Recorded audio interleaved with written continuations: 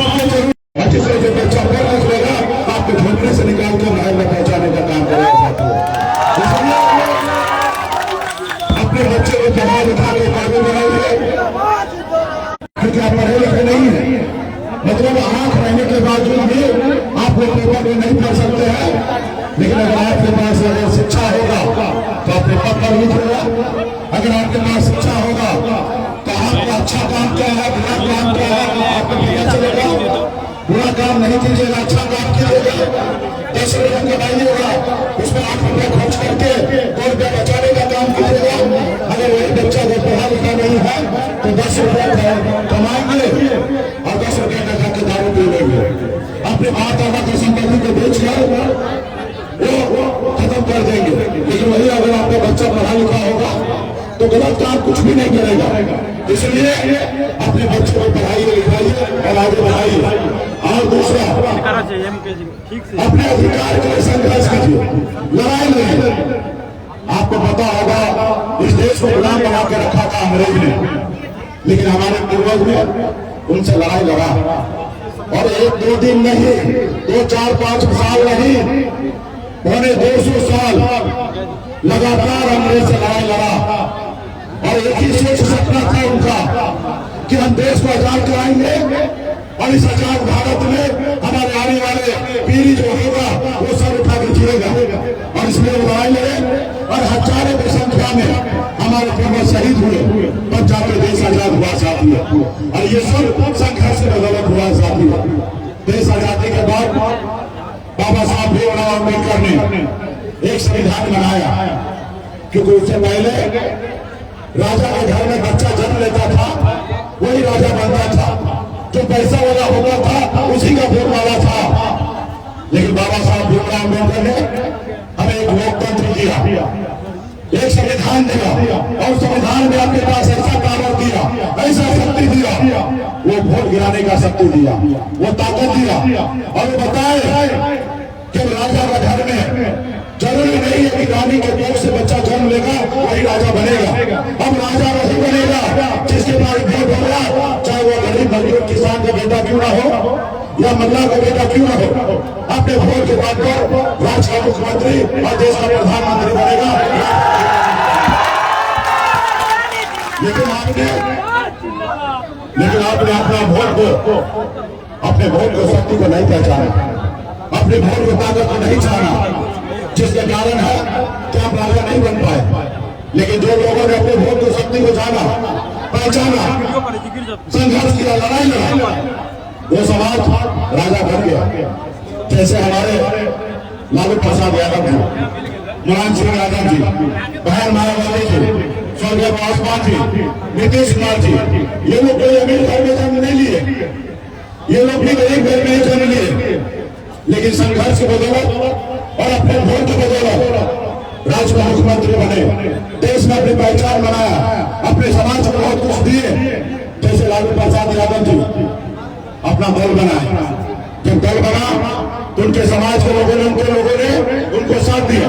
जब साथ दिया तो दल मिला, और जब दल को बल मिला तो ये संघर्ष के बदौलत हुआ। लालू जी आप भी अगर लड़ाई लड़िएगा, संघर्ष कीजिएगा, बाबा सत्ता आपके पास भी आ सकता है और आपका भी बेटा बिहार का मुख्यमंत्री बन सकता है। आपके वोट में ताकत है। आप दूसरे को मुख्यमंत्री बनाते हैं, प्रधानमंत्री बनाते हैं, आपका तकलीफ कैसे दूर होगा। आज जो हम लड़ाई लड़ रहे हैं, निषाद का आरक्षण मिले, ये काश इस समाज में भी लालू प्रसाद यादव जी जैसे नेता पैदा होते, मुलायम सिंह जी जैसे, पासवान जी, नीतीश जी जैसे नेता अगर जन्म लेते तो लड़ाई लड़ते और समाज को आरक्षण दिला देते। और जब आरक्षण आपको मिल गया होता तो आज आपको क्या लाभ मिलता मैं बताता हूँ। आज यूपी, बिहार, झारखंड जाइए, 3 राज्य में 137 जिला है और 137 जिला में एक भी निषाद का बेटा कलेक्टर नहीं है। अगर आपको आरक्षण मिल गया होता तो आज आपका भाई, आपका बेटा कलेक्टर होता, एसपी होता, एसडीओ होता, पीडीओ होता, सीओ होता, डॉक्टर होता, इंजीनियर होता। लेकिन किसी ने लड़ाई नहीं लड़ा, जिसके कारण आज आपका बेटा क्या करता है, मछली मारने के लिए मजबूर है, अपने माँ बाप को छोड़कर दूसरे प्रदेश में जाने के लिए मजबूर है।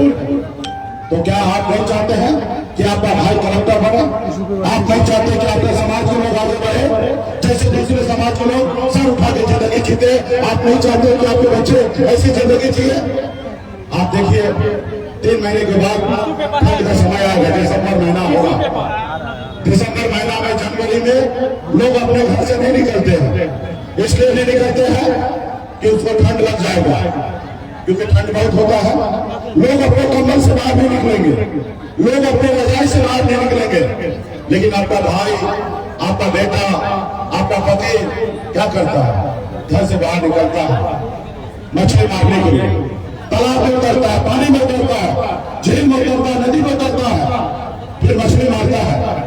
फिर बाजार लोग जीते हैं कि उनका जिंदगी जीने का अच्छा अधिकार नहीं है, जैसे और लोग जीते हैं उनका भी अच्छी जिंदगी जीने का अधिकार है। साथी, सिर्फ जरूरी है आपको संघर्ष करना, उसको पढ़ाना, लिखाना, काबिल बनाना, अपनी ताकत का एहसास कराना, आरक्षण देना।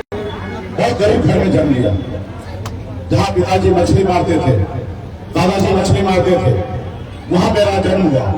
ऐसे गरीब घर में जन्म हुआ जहाँ अगर 4 रोज घर में काम ना हो, मछली ना मारा जाए, तो 5वां दिन घर में खाना नहीं बन सकता था। ऐसे गरीब घर में जन्म लिया, लेकिन मैंने संघर्ष किया।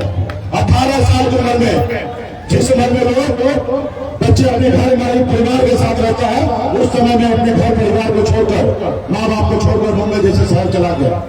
वहां मेहनत किया, मजदूरी किया। 30 रुपये रोज पे मैं मजदूरी करता था, 900 रुपये महीने पे नौकरी करता था। लेकिन मैंने संघर्ष को बदला, मेहनत को बदला, मैंने अपने नसीब को बदला। मैं मुंबई जैसे शहर में कामयाबी का झंडा मैंने गाड़ा, एक बेहतर जिंदगी जी रहा था, एक ऐसे आपकी जिंदगी जी रहा था। फिर मैंने देखा कि मैं तो बहुत आगे निकल गया, लेकिन ये मेरा समाज, अपने लोग बहुत पीछे रह गया है। लोग चांद पे घर बनाने के लिए सोचने लगा है, लेकिन हमारे लोगों के लिए इस धरती में रहने के लिए घर नहीं है, उनके घर में जाने का रास्ता नहीं है। हजारों तकलीफों के साथ हमारे लोग जीते हैं। आज हमारे लोगों के पास, उसके पास पर्याप्त पैसा नहीं है कि प्राइवेट हॉस्पिटल में अपने बच्चों को इलाज करा सके। माँ बाप देखते रह जाता है और उसका बच्चा दम तोड़ देता है, क्योंकि उसके पास पैसा नहीं रहता है कि अच्छे हॉस्पिटल में इलाज कराए। आज इतना हमारा समाज पीछे है, इसके लिए कौन लड़ेगा? फिर मैंने बॉम्बे के आशोराम की जिंदगी को छोड़कर, घर परिवार बच्चों को छोड़कर, पिछले 9 सालों से आज बिहार में हम संघर्ष कर रहे हैं, लड़ाई लड़ रहे हैं आपके हक अधिकार के लिए। साथियों, और लड़ाई लड़कर ये बात सही है कि हमें कामयाबी नहीं मिला, आरक्षण नहीं मिला, लेकिन हमने कौन उपलब्धि हासिल नहीं किया। तब तक ये निषाद समाज को कौन जानता था? कोई जानता नहीं था, कोई पहचानता नहीं था, कोई वैल्यू नहीं देता था। अच्छा युवा अपने नाम लेने से डरता था कि मैं मल्लाह सानी कैसे बोलूं, लेकिन आज एक गांव में चले जाइए, अगर निषाद का बेटा है तो गर्व से कहता है कि मैं सरदार मल्लाह हूं। ये हमारी पहचान है। आपने देखा कांग्रेस में कल तक निषाद का बेटा एक टिकट मांगने के लिए सारे उम्र बिता देता था, एक टिकट नसीब नहीं होता था। लेकिन 2020 में आपने देखा कि अब हम टिकट नहीं मांगते, हम टिकट बांटते हैं। ऐसे हम 24 साल आज हुए। आपके सहयोग से हमने 4 विधायक बनाया, अपने बंगला बिहार में मंत्री बना, किसी के मेहरबानी से नहीं बना। सरकार का चाबी मेरे पास था, हम जिनको चाहते उनको बिहार के मुख्यमंत्री बना सकते थे, ऐसी पावर हमारे पास था। लेकिन हमने ईमानदारी के दम पर नीतीश कुमार जी को बिहार का मुख्यमंत्री बनाया। हम चाहते तो दूसरे को भी बना सकते थे, लेकिन हम ईमानदारी के दम पर जाके नीतीश कुमार जी को बिहार का मुख्यमंत्री बनाया। इस आजाद भारत में पहली बार हिंदुस्तान में बिहार प्रदेश में एक निषाद के बेटा के समर्थन से एक राज्य में मुख्यमंत्री बनाया गया। साथियों, ये हमारे तो साथियों, ये कब हुआ, कैसे हुआ? ये हुआ संघर्ष बदौलत। जब मैं आपके सामने में खड़ा हुआ, आपके लिए लड़ाई लड़ने के लिए तैयार हुआ, तो आपने हमें अपना भाई, आपने हमें अपना बेटा, आपने हमें अपना नेता माना, तब ये हुआ। तो इसलिए साथियों, इसी तरीके से हम लोग संगठित हो, अपने हक अधिकार के लिए लड़ाई लड़े, संघर्ष करें, और निश्चित तौर पे एक न एक दिन हमें संघर्ष सफलता की ओर बढ़ेगा और हमारा अच्छा मूल्य ले लेंगे। साथियों, हम लड़ाई लड़ेंगे, क्या होगा? हम गिरेंगे, उठेंगे, फिर गिरेंगे, फिर उठेंगे, फिर गिरेंगे, और एक न एक दिन हमें हार भी शर्मिंदा होगा और हमें जिताएगा साथियों, हमें जिताएगा। जब आप लड़िएगा तो कोई परिणाम होगा, हार या जीत, लेकिन अगर आप घर पे रहिएगा तो एक ही परिणाम होगा, हार। और जब आप मैदान में जब रोड पे उतरिएगा, जैसे आज आप उतरे हैं, हजारों की संख्या में यहाँ पे माता बहन नौजवान साथी सब लोगों ने आज अपने भाई को, अपने बेटा को, अपने नेता को स्वागत करने के लिए इतने बड़े संख्या में आज आप उतरे हैं। आज लोग देखता होगा, जानने लगा, पहचानने लगा, तब निषाद का बेटा जाग चुका है, अपना हक अधिकार लेगा और लड़ाई लड़के लेगा साथियों, और लेंगे। आज यूपी, बिहार, झारखंड में आपके पास वही शक्ति पावर है जैसे हनुमान जी के पास था, लेकिन पता नहीं था हनुमान जी को कि उनके पास क्या शक्ति है। जब उनको याद दिलाया गया कि हे प्रभु, आपके पास अपना पार शक्ति है, आप 7 समुद्र पार कर सकते हैं, तब हनुमान जी को एहसास हुआ और 7 समुद्र पार करके रावण को लंका को जलाने का काम किया साथियों, रावण को लंका को जलाने का काम किया। वही शक्ति पावर आपके पास है। आज अगर अपने पैर पर खड़ा हो जाइएगा तो जो आपका दोस्त होगा ना, वो 60 लोकसभा सीट जीतेगा यूपी, बिहार, झारखंड में, और जो दुश्मन होगा वो 60 लोकसभा सीट हारेगा। आपके पास वही शक्ति है। बिहार को छोड़िए, अब दिल्ली को कब्जा कर सकते हैं, वो दिल्ली को कब्जा कर सकते हैं। आज आपने देखा ना, एक समय बल्ला बम्बई से बिहार आकर सबको पानी पिला कर रखा हुआ है। आज मुझे पूरा गर्व होता है, खुशी होता है कि आज बिहार में निषाद का बेटा अपने हक अधिकार के लिए जब से रोड पे उतरने लगा ना, तब से दिल्ली का सरकार, देश का प्रधानमंत्री जी भी आज निषाद मुल्ला के बेटा से घबराने लगा है साथियों, और यही चाहिए। इसी तरीके से डराना पड़ेगा। उनको वोट चाहिए, उनको तीसरी बार प्रधानमंत्री बनना है मोदी जी को, विपक्ष के नेता को भी प्रधानमंत्री बनना है। उधर तो बहुत सारे नीतीश जी हैं, राहुल जी हैं, बहुत सारे नेता हैं, उनको भी प्रधानमंत्री बनना है, मोदी जी को भी बनना है, और ना ही आपको बनना, ना ही हमको बनना है। हमें तो आरक्षण चाहिए, एक हाथ से दो और दूसरे हाथ से वोट लो। अगर तुम हमारी बात नहीं सुनोगे, आप अगर मेरी बात नहीं मानोगे तो हम भी आपकी बात नहीं मानेंगे। और हमने एक नारा दिया है, आरक्षण नहीं तो गठबंधन नहीं, और गठबंधन नहीं तो वोट नहीं, और वोट नहीं तो दिल्ली का सरकार नहीं। जो हमारी सुनेगा हम उनकी सुनेंगे, जो हमारी नहीं सुनेगा हम उनकी नहीं सुनेंगे। जो हमारे बच्चे का फिक्र करेगा हम उनकी फिक्र करेंगे, जो हमारे बच्चे का फिक्र नहीं करेगा हम उसकी फिक्र नहीं करेंगे साथियों। इसके लिए तमाम यहाँ पे जुटे हुए माता बहन नौजवान साथी सभी को संकल्प लेना पड़ेगा। कोई भी लड़ाई लड़िएगा उसके लिए संकल्प लेना पड़ेगा, मजबूती से लड़ाई लड़ना पड़ेगा। और जब मजबूती से लड़ाई लड़िएगा तो जीत निश्चित तौर पर आपका होगा। जैसे हमारे पूर्वज ने अंग्रेज को मार के भगाया, वैसे आज हम लोग लड़ाई लड़के लेंगे। और ये मेरा अधिकार है, मैं भारत सरकार से भीख नहीं मांगता हूँ, ये मेरा अधिकार है, आरक्षण मेरा अधिकार है। तो देश एक ऐसा संविधान है कि हमारे साथ जब बिहार, बंगाल, उड़ीसा, झारखंड जब एक ही राज्य था, तो आज बंगाल में आरक्षण है तो बिहार में क्यों नहीं? अगर मेरी मांग अगर गलत है तो मोदी जी आए बताए, मोदी जी आते ना संडे को मन की बात करने के लिए, आए बताए कि सरपल्ला मुकेश सहनी गलत मांग करते हैं तो 4 कदम पीछे हट जाएंगे। अगर मेरी मांग जायज है, अगर सही मांग है तो देश के प्रधानमंत्री जी को भी मानना चाहिए, बात मानना चाहिए, क्योंकि उन्होंने भी देश का प्रधानमंत्री बनने के समय में संकल्प लिया था, शपथ लिया था कि देश के हर नागरिक के साथ हम एक नजरिया से देखेंगे, हम किसी के साथ भेदभाव नहीं करेंगे, चाहे जाति धर्म जो भी हो, गरीब हो अमीर हो, सबको एक चश्मे से देखेंगे। लेकिन आज मोदी जी एक चश्मा से नहीं देख रहे, मोदी जी के पास 2 चश्मा है। निषाद समाज को देखते हैं कि चश्मा पे खून जम गया है, वो दिखाई नहीं देता कि निषाद का बेटा आज 8,000 रुपया महीना नहीं कमाता और साल में 1 लाख रुपया भी नहीं कमाता है, उनको नजर नहीं आता कि निषाद का बेटा गरीब है। लेकिन वही जगह पे देखिए मोदी जी को दिखाई देता है।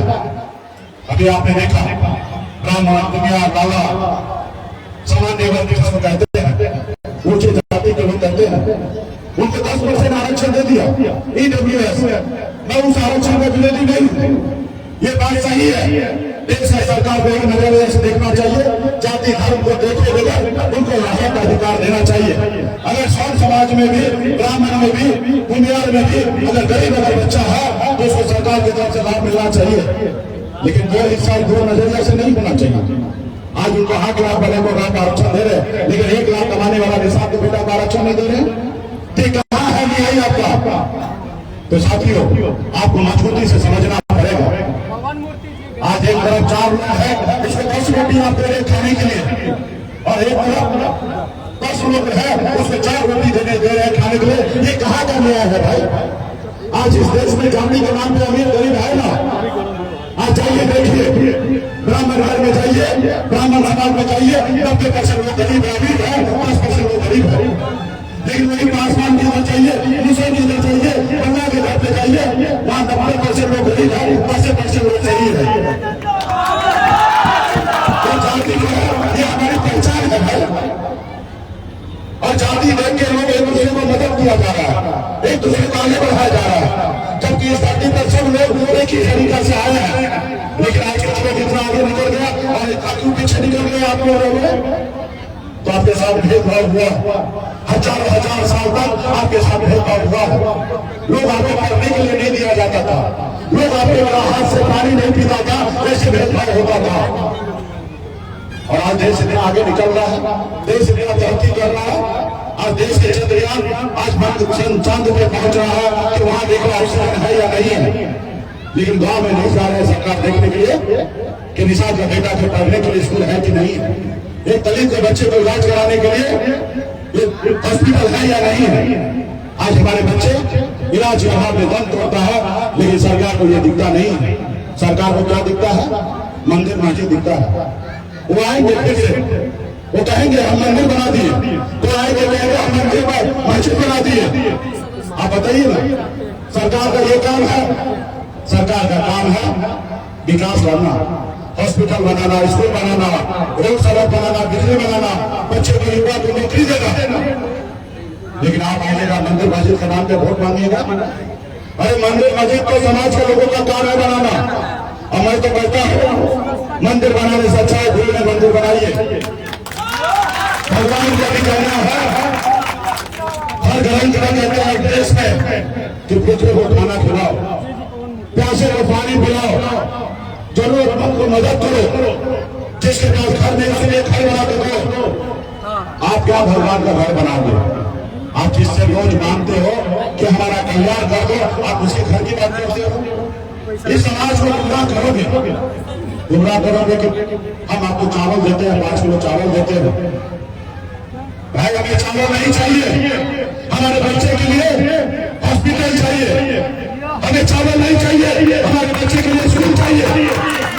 हमें चावल नहीं चाहिए, हमारे बच्चे के लिए नौकरी चाहिए। लेकिन आप चावल के नाम पे वोट लेने का काम करेंगे, और ये चावल भी कोई आप अपने घर से नहीं देते, ये देश की संपत्ति है। आप हाथ तो भी दीजिएगा, अगर अमला का बेटा भी बैठेगा तो 5 किलो नहीं 10 किलो चावल बांटेंगे। ये आप नहीं बांट रहे हैं। तो इसलिए साथियों, देश का संपत्ति आपको देता है और उसके बदले में आपसे वोट लेता है, और आपका बेटा को गुलाम बना रहा है। साथियों, आपको सोचना पड़ेगा, लड़ाई लड़ना पड़ेगा अपने हक अधिकार के लिए। और इस देश में, इस राज्य में जो लोग अपने समाज का हक अधिकार के लिए लड़ाई लड़े, उसका सफलता हासिल हुआ है। आज मोदी जी का सरकार आया है, भारतीय जनता पार्टी का सरकार है, RSS का सरकार है, 10% आरक्षण मिल गया ना।